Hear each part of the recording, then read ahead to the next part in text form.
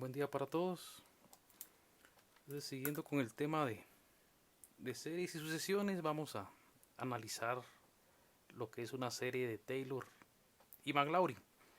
Entonces veamos qué es lo que deberíamos de entender antes, qué es lo que hace la serie Taylor y McLaurin antes de hacer cualquier tipo de ejercicio. Veamos qué es lo que tratamos de encontrar. Entonces nos dicen que nosotros tenemos una función f de x cualquiera. Si tenemos una función f de x cualquiera, y entonces a nosotros nos interesa definir qué está pasando específicamente en un punto x inicial, sin un punto x, un x inicial, un punto de análisis cualquiera.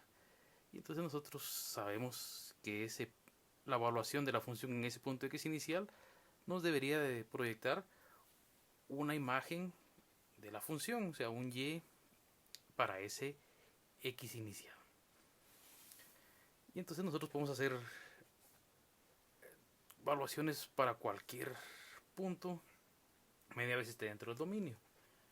Entonces luego nos dicen, deberíamos de tener la capacidad de poder nosotros encontrar un polinomio que tuviera las mismas características de la función, pero que tenga las mismas características de la función evaluadas específicamente en ese punto. Y entonces a partir de ahí nos dicen, vea, el polinomio que estamos tratando de encontrar es el que se conoce como polinomio de Taylor y McLaurin. ¿Por qué hacemos ese tipo de polinomio? Dice que hay algunas funciones que son bien complejas de hacer, entonces ya habíamos visto anteriormente que nosotros podemos hacer hay métodos para hacer aproximaciones de para trabajar derivadas, para trabajar integrales, inclusive para trabajar series. Entonces ese es uno de los métodos que nosotros utilizamos para poder evaluar específicamente el comportamiento de algunas funciones que puedan ser algo complejas. Y entonces nosotros encontramos un polinomio que sea más sencillo de evaluar y que nos lleve a determinar casi el mismo resultado. Si decimos casi el mismo resultado, porque lo que estamos tratando de encontrar, como repetimos, es una aproximación. Y entonces tratemos de definir cómo hacemos para llegar a esa aproximación. Entonces nos dicen que nosotros estamos tratando de encontrar una aproximación de la función f de x.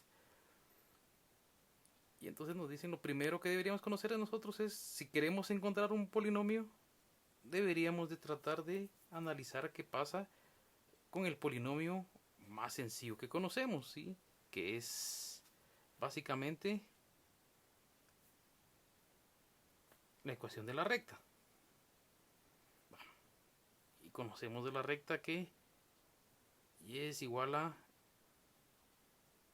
mx más b. Entonces nosotros tratemos de aproximar un polinomio de la función asumiendo o llegando, tratando de llegarle a partir de una recta. Y entonces nos dice, tratemos de plantear esta recta como un polinomio. Entonces esto debería de llevarnos a un polinomio de x de m, ¿sí? M que es la pendiente, nosotros definimos m como pendiente y solo le vamos a dar valores de notación vista en literatura para tratar de determinar nuestro polinomio de Taylor y McLaurin. Entonces decimos a1 que es la pendiente, x que lo tenemos definido como un delta de x más b. Y entonces lo único que estamos haciendo es cambiando estos valores por las condiciones de la ecuación de la recta. Entonces nos dicen cuántas rectas podríamos nosotros tratar de aproximar o cuántas rectas pasan por el punto de análisis. Entonces nos dice, aquí pueden pasar infinitas rectas, puede pasar una por acá, puede pasar una por acá, y podemos al punto que estamos analizando que sería este punto de la función. Decimos, a ese punto pueden llegar infinitas rectas, ¿sí? Y entonces, ¿cómo hacemos nosotros para garantizar que todas las rectas pasen por ese punto? ¿Sí? Si nos recordamos, decimos que y es igual a mx más b, y lo que hacíamos era estábamos tratando de determinar en qué punto b la recta tocaba al eje y, ¿sí? Entonces b tocaba al eje y, o sea, la recta toca al eje y en b. Y entonces ahora nosotros debemos de garantizar de que la recta que nosotros estamos analizando no va a tocar, no nos interesa que en qué punto toca y, sino que nos interesa que específicamente toque a la función que estamos analizando. ¿Por qué razón? Porque nosotros estamos analizando exactamente este punto. Entonces la única forma que nosotros podríamos garantizar eso es decir que nuestro A0, que es la analogía de B, debería ser igual a la función evaluada en ese punto, ¿sí? O sea, la recta debería de cortar a la función en el punto de análisis. Entonces nosotros con eso nos garantizamos de que se va a dar en el punto. Y ahora decimos, ¿qué recta es la que más va a cumplir con la condición? ¿Sí? La recta que más va a cumplir con la condición, básicamente nosotros decimos la recta que más se va a aproximar a nuestra función va a ser una recta tangente. ¿Sí? Entonces nosotros decimos el polinomio que más se va a aproximar es el de la recta tangente de la función valuada en el punto, ¿sí? Y entonces ya podríamos definir que nosotros necesitamos determinar esa tangente del punto.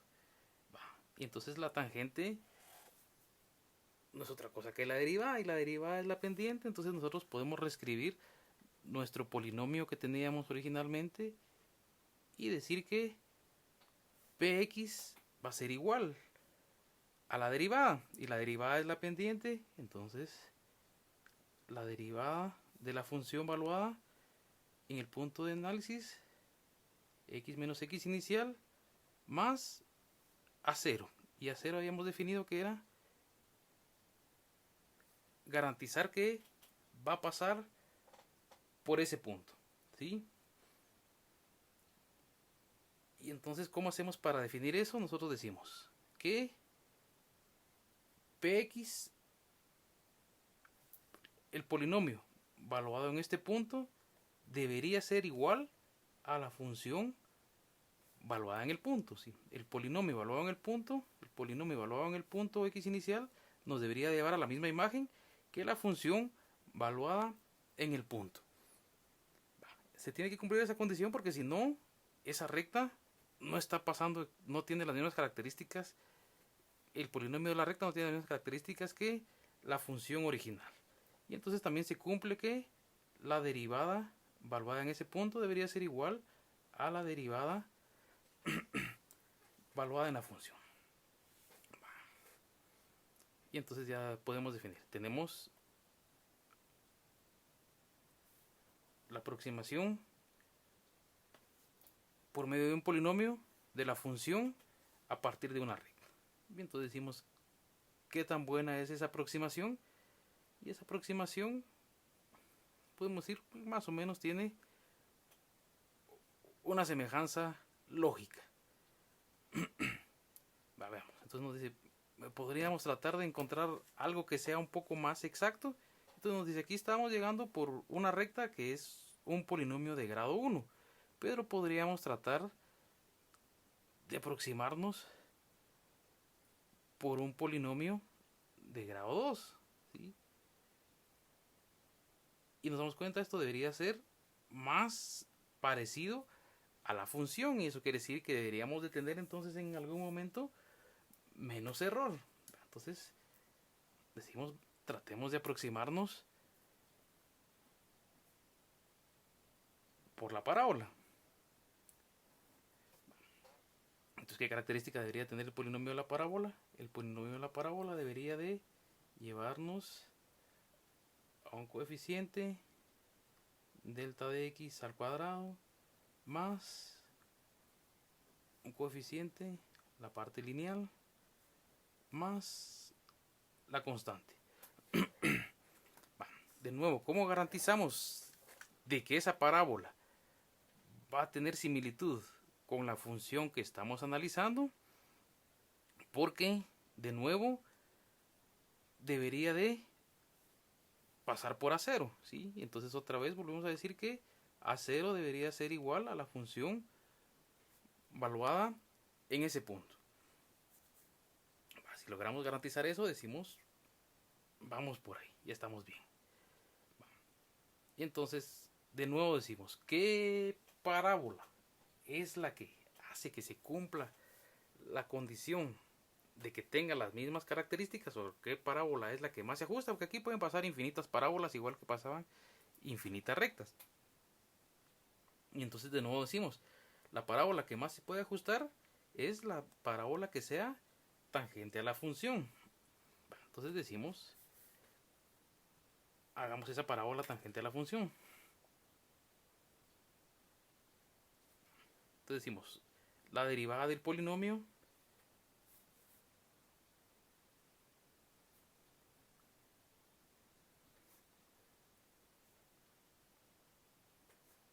¿sí?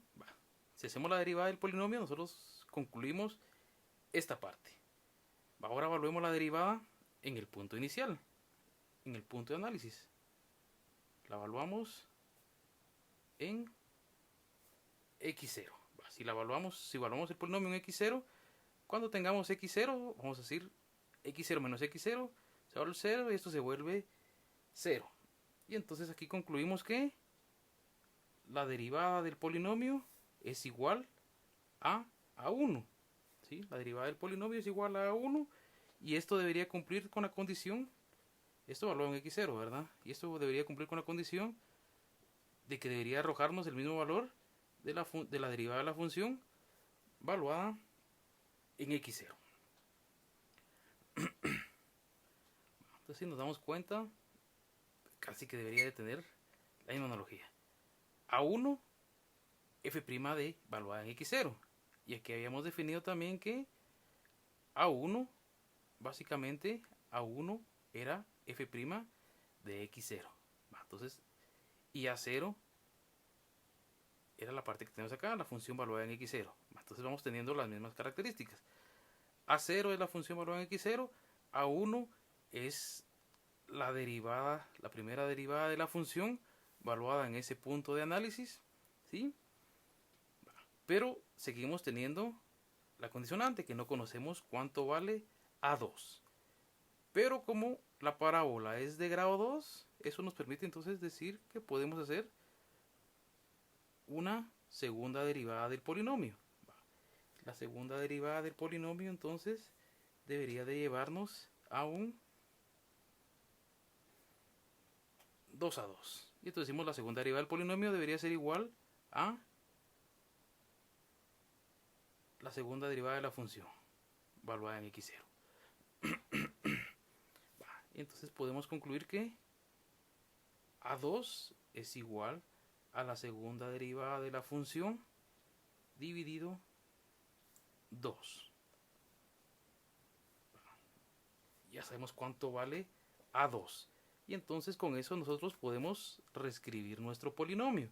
Y decimos el polinomio de la parábola es igual a A2. Y A2 es fb' valuado en el punto descentrado el punto de análisis, dividido 2 de x menos x inicial al cuadrado, más A1, y A1 vale la primera derivada valuada en el punto de x menos x inicial, más A0, y A0 es igual a la función valuada en el punto de análisis, en nuestro x0. Y entonces ya nos aproximamos por una parábola. Entonces decimos nuestro polinomio, llegándole desde una parábola, es esto. Veamos. Si vamos por la parábola, tenemos esta parte. Pero la parte de la parábola también incluye a la parte de la recta, ¿sí? Que es lo que habíamos encontrado anteriormente. Y entonces decimos, si nosotros nos quisiéramos acercar solo por el valor, decimos, es la función original. ¿Sí? Solo por el valor es la función original. Luego queremos acercarnos por la recta, tenemos el polinomio de la recta. Y luego queremos acercarnos por la parábola, tenemos el polinomio original, la recta y la parte cuadrática, la parte de la parábola. Y entonces, siguiendo esa línea, podemos decir, ¿qué pasa si quisiéramos ser más exactos? ¿Sí? Si quisiéramos ser más exactos, nos dicen, entonces vayámonos por uno de grado 3 y hagamos entonces un polinomio de grado 3 que debería ser igual a un A3 x menos x inicial al cubo más un A2 x menos x inicial al cuadrado más un A1 x menos x inicial más un A0. ¿Sí? Lo que estamos haciendo es dando la forma general de polinomios de grado n. ¿Sí? X al cubo, ¿se acuerdan? Ax al cuadrado más bx más c, o sea, era ax al cuadrado más bx más c, ax al cubo más bx al cuadrado más cx más d. Entonces eso es lo que estamos haciendo acá. Un ax al cubo más un bx cuadrado más un cx más d, que si seguimos la misma línea que teníamos acá. Solo dijimos que íbamos a reescribir nuestras condicionantes para llevarlos a términos de A3. Y entonces decimos, ¿cómo hacemos para garantizar que este polinomio pase exactamente por este punto? Definiendo que A0 debería de pasar exactamente por la función valuada en el origen. Luego decimos, hagamos la primera derivada del polinomio. Y esto debería llevarnos a un A3x menos x inicial al cuadrado más 2A2 x menos x inicial más A1. De nuevo decimos, lo evaluamos en x inicial. Si lo evaluamos en x inicial, esto se vuelve 0, esto se vuelve 0. Y entonces la primera derivada de la función es igual a 1. Y esto debería ser igual a la derivada de la función, si lo evaluamos en 0. Hagamos la segunda.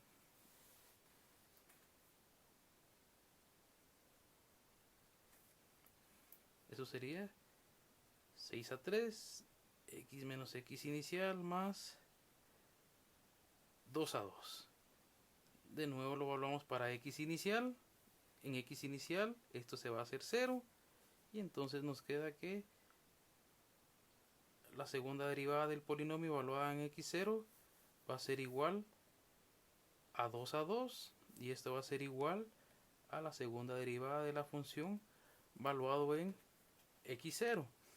Y entonces esto nos lleva otra vez a que A2 es igual a la segunda derivada de la función evaluada en x0 dividido 2. Pero como es un polinomio de grado 3, nos permite hacer una tercera derivada. Y entonces decimos, la tercera derivada del polinomio va a ser igual. ¿A quién? Va a ser igual, decimos, la tercera derivada a 6A3. ¿Sí? Si derivamos de nuevo esto, va a ser 6A3. Y entonces decimos, si lo evaluamos en x0, en x inicial, decimos que la tercera derivada en x inicial va a ser igual a 6A3. Y esto debería ser igual a la tercera derivada de la función. ¿Sí? Siempre tenemos que cumplir que la derivada del polinomio sea igual a la derivada de la función para que pase exactamente por el punto de análisis. Entonces eso nos permite definir que A3 es igual a la tercera derivada de la función x inicial dividido 6. Si reescribimos el polinomio, decimos entonces que px es igual a A3. A3 es f' de x inicial 6, x menos x inicial al cubo, más fb' valuado en x inicial dividido 2, x menos x inicial al cuadrado, más f' valuado en x inicial de x menos x inicial más la función valuada en x inicial, ¿sí? Entonces nos damos cuenta, vamos teniendo la misma secuencia. La función valuada en x0, la primera derivada de la función valuada en x0, x menos x inicial, la segunda derivada de la función x menos x0 al cuadrado, y ahora llegamos a la parte cúbica. Si nosotros hacemos un polinomio de grado superior, vamos a decir que tenemos un px va a ser igual a f4 valuado en x inicial, y aquí vamos a tener un 24. Si ustedes hacen la derivada, x menos x inicial a la 4 más f' x inicial partido 6, x menos x inicial al cubo, más fb' de x inicial dividido 2 de x menos x inicial, más f' de x inicial, x menos x inicial, más la función valuada en el punto, ¿sí? Y esa básicamente sería la misma secuencia que se debería de ir llevando. Entonces eso nos permite a nosotros definir una secuencia ya definida para nuestros polinomios, ¿sí? Para el polinomio de Taylor y Maclaurin, que es el que estamos tratando de encontrar, ¿sí? Entonces decimos, ya con esto ya podemos definir una secuencia lógica de el polinomio, de cómo podría ser la aproximación de los polinomios para poder tener valores similares a nuestra función f de x. Entonces veamos. A partir de que tenemos definido eso,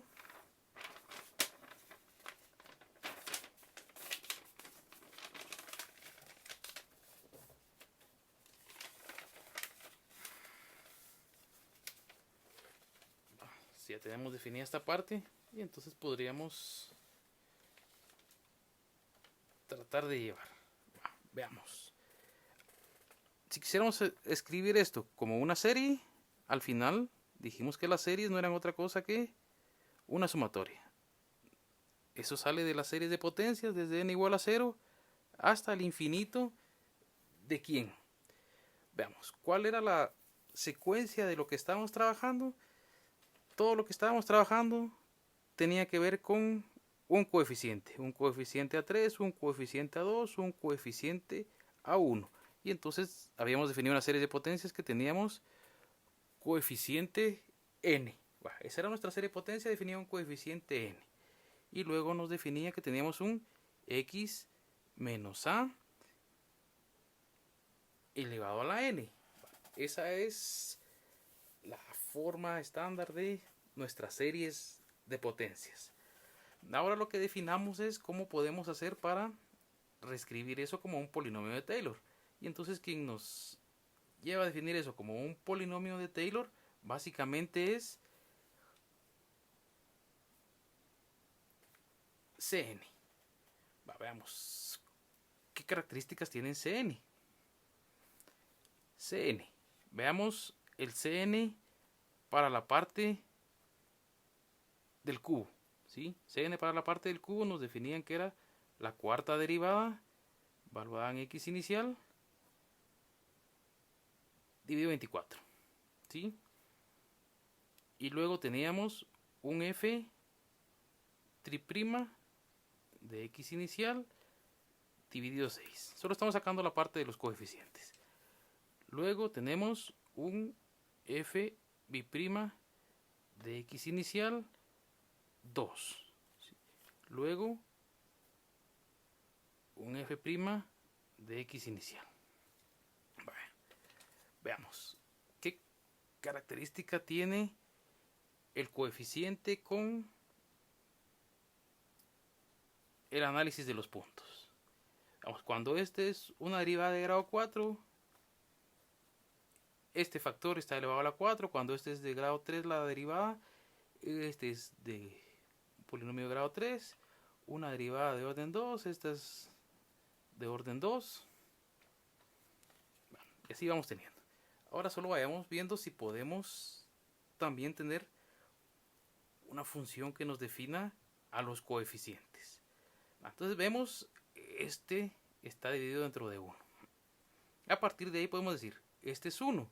Y si hacemos descomposición factorial, decimos, este es 1. La descomposición factorial de este es... La descomposición factorial para este es 1. La descomposición factorial para este es 1 por 2. ¿Sí?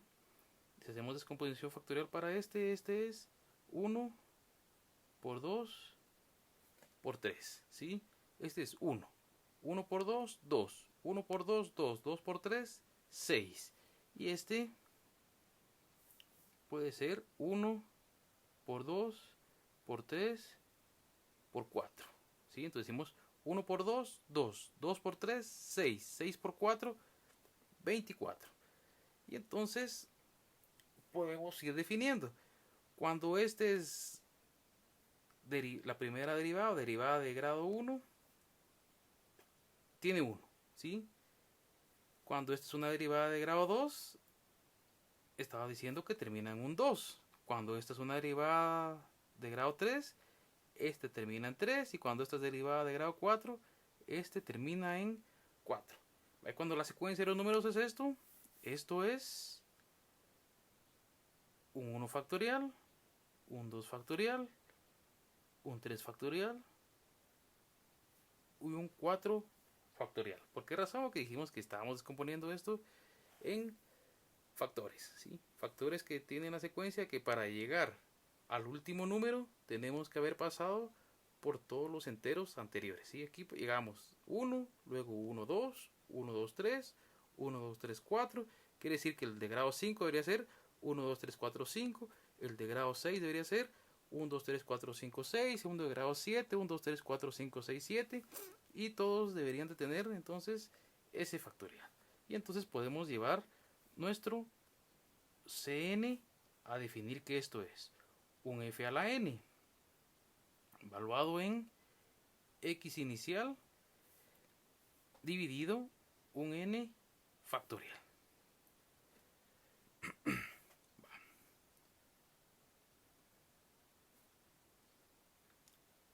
Muchos de los libros nos llevan a decir que x inicial es igual a A. Y entonces nos dice que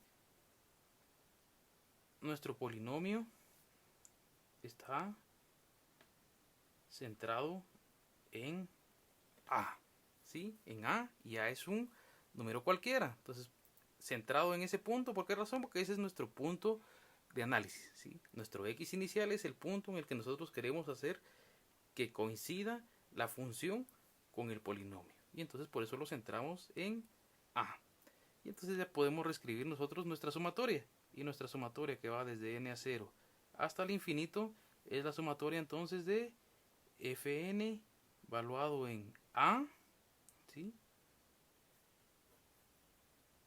Dividido n factorial. Y esto que multiplica a x menos a la n. Entonces esto es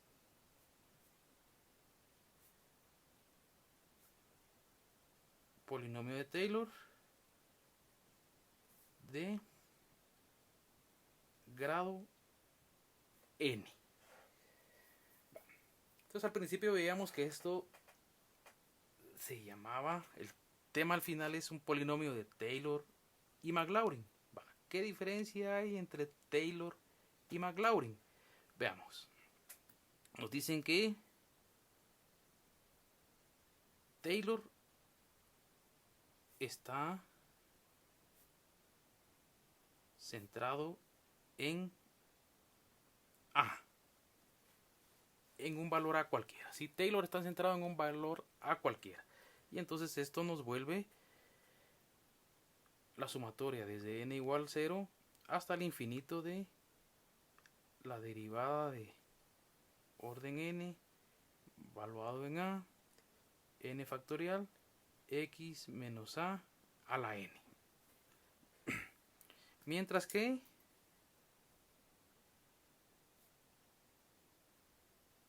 para Maclaurin nos dicen que a es igual a 0, ¿sí?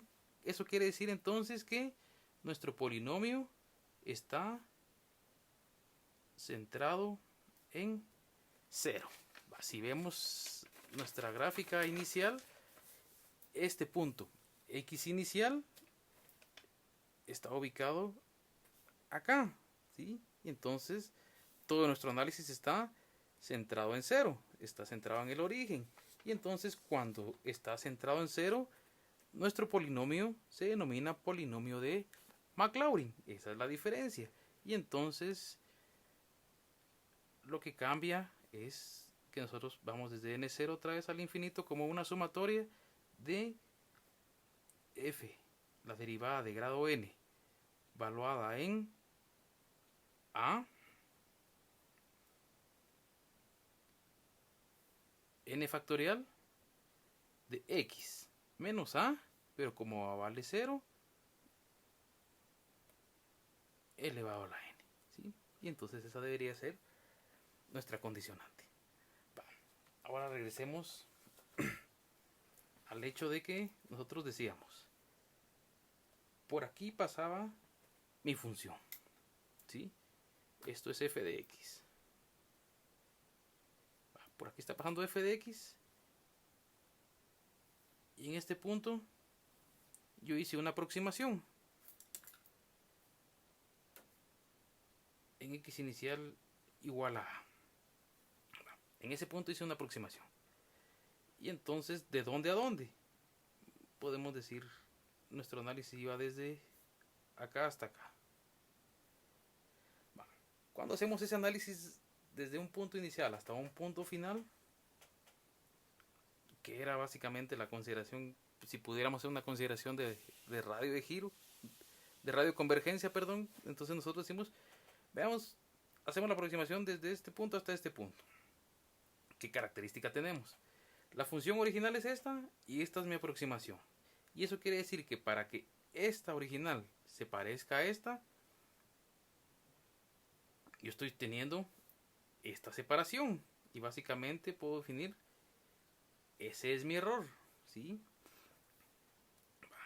Y entonces decimos, si ese es nuestro error, debería de existir una característica, ¿sí? Ese error regularmente se denota por Rn. Y Rn es igual a definir un residuo de Taylor. Estamos diciendo, para llegar a la función original, esta es la original, yo me aproximé, pero estoy teniendo un error, quiere decir que estoy teniendo un residuo. Entonces eso quiere decir que si yo quisiera tener el valor de la función original, este debería ser igual al polinomio de grado n valuado en x más el residuo de ese polinomio en x. Y esto debería ser entonces mi función original. Entonces nos dicen, ahora tratemos de determinar quién es ese residuo. Y nos dicen que ese residuo de x debería ser igual a la función. Veamos, si nosotros aproximamos por un grado 3, ¿sí? Si la aproximación aquí fue por grado 1, que era una recta, ¿cuánto tenemos de error? Y entonces decimos el error empezaría a estar a partir de el polinomio de grado 2, ¿sí? Si nosotros aproximamos por un grado 1, quiere decir entonces que mi error está después de ese 1, o sea, está en 2. Y entonces eso me permite definir que el error está en un grado mayor que el grado de mi polinomio, valuado en un valor que desconozco. ¿Sí? ¿Por qué? Porque ese valor al final, yo sé que estoy en x inicial, pero desconozco en dónde estoy ubicado. Lo único que deberíamos definir entonces es que de aquí para acá debería estar definido ese valor dividido un n más 1 factorial de x menos x inicial a la n más 1. Y entonces eso me permite definir mi residuo. Y entonces lo que definimos acá es que la consideración de esto es que x inicial debería ser menor que ese valor que desconozco y ese valor debería ser menor que x. ¿Sí? Bueno, esta condición que está acá, o x es menor que el valor que desconozco y este debería ser menor que x inicial. Estas deberían de ser las condicionantes para poder definir el valor a evaluar en el polinomio, ¿sí? Para poder determinar mi residuo. ¿Cómo hacemos esto? Para hacer esto, lo que deberíamos de recordarnos es el tema de las cotas de la serie, ¿sí? Habíamos definido anteriormente que las series tenían cotas, tenían una cota superior y tenían una cota inferior, y eso nos permitía a nosotros definir que si la serie era acotada, entonces iba a converger. Entonces ahora lo que deberíamos de definir es cuáles son las cotas de la función. Y a la hora que determinemos las cotas, nosotros podríamos entonces determinar quiénes son esos valores de x que son los que estamos buscando. Hay otra forma de entrarle al residuo y nos dicen que podemos hacer uso de la prueba de la serie alternante. Y nos dicen entonces que si el valor absoluto de f n más 1 valuado en x es menor o igual que un valor m cualquiera, y esto para un x menos a que sea menor o igual que un valor de, ¿sí? Entonces nosotros podríamos definir el valor absoluto de nuestro residuo de grado n de la función diciendo que es menor o igual al valor m que encontramos dividido n más 1 factorial, ¿sí? Entonces básicamente lo que definimos es que este f a la n más 1 valuado en alfa se vuelve m, que es básicamente esto que está acá, a partir de su valor absoluto. Y para eso otra vez necesitamos definir esas cotas. Y esto por el valor absoluto de x menos a la n más 1. Siempre que se cumpla esta condición. Y entonces esto lo habíamos hecho en un ejercicio anterior cuando definíamos en la serie de potencias. En algún momento pedíamos definir cuántas veces debería yo de aproximar, cuántos valores de aproximación para que mi error estuviera dentro de un rango definido. Entonces básicamente es hacer lo mismo, ¿sí? Definir en qué rango debería estar yo para poder demostrar estas consideraciones, ¿sí? Nos recordamos deberíamos recordarnos, y si no, visualizamos otra vez ese video, donde nosotros, a partir de definir valores absolutos, podemos definir las cotas. Y entonces ahora, si definimos las cotas, nosotros podemos definir quién es ese residuo que es el que estamos buscando. Entonces esta es la parte introductoria al tema de polinomios de Taylor y Maclaurin. Y entonces en un próximo video vamos a ejemplificar y a tratar de comprender más los conceptos a través de un ejercicio. Pasen feliz día.